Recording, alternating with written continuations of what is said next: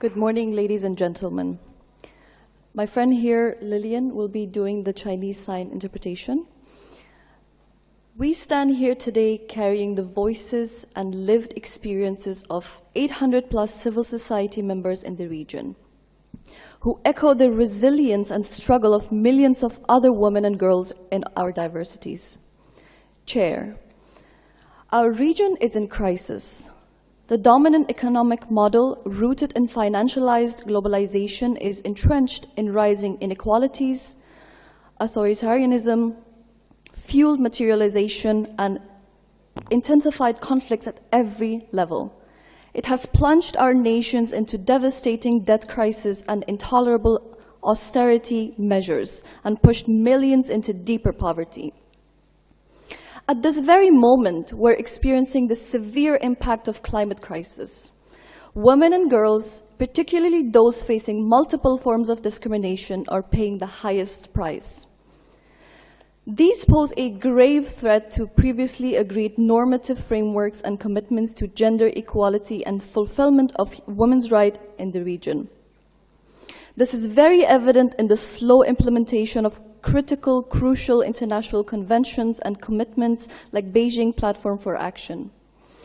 This structural violence is tearing apart lives and communities and unleashing unprecedented human rights violations.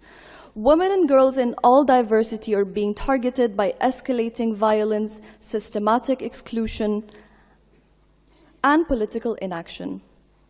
We're also witnessing a surge in anti-gender and anti-right movements, driven by state and non-state actors alike. These regressive forces weaponize rhetoric to strip women of their autonomy, dismantle protections, and perpetuate patriarchal control. We urge the state members to prioritize the following. Women are not a monolith. We urge you to commit to full, effective, and accelerated implementation of BPFA.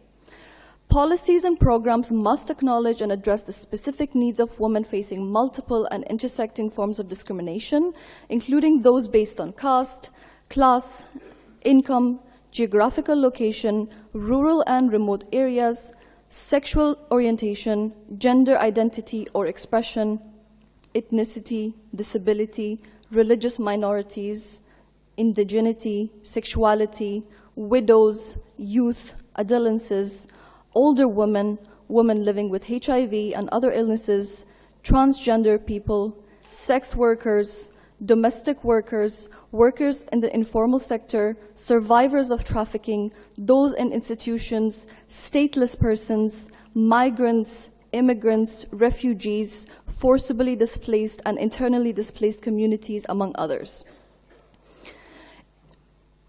Ensure policies on peace and security that are exclusive based on local contextual needs to address the root cause of conflicts, promote transformative peace, and protect the human rights of women in all diversities.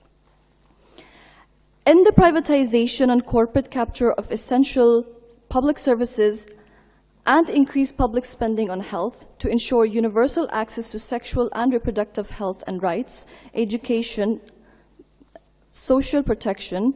Member states must enforce corporate accountability to curb transactional exploitation of resources, mandate reparative investment into affected communities, and ensure that economic systems serve people, not profits. Enable meaningful participation, leadership, and influence of women, girls, and gender diverse people in the formulation and implementation of policies and programs while ensuring direct financial support to strengthen community-based, indigenous, and women-led climate solutions, community resilience and climate adaptation strategies, as well as disaster preparedness. Commit to a climate justice framework, ensuring that climate-related policies are informed by lived experiences of women and girls in their diversity.